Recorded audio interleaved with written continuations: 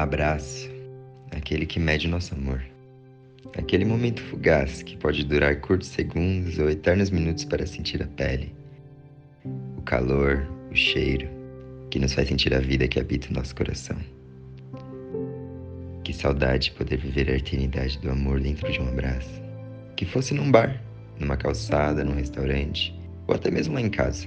O abraço convida, desfica, acolhe e às vezes até grita. Que falta faz um abraço. E enquanto você não chega, não volta, não vem, a gente se encontra com a natureza, com a vida que brota no verde todos os dias, com a paz e serenidade de uma flor, tão ingênua que nasce apenas para fazer o nosso dia mais bonito. Que enquanto esperamos por esse momento fugaz para sentir o amor do outro, outra vez, é para ela que gritamos: me abraça.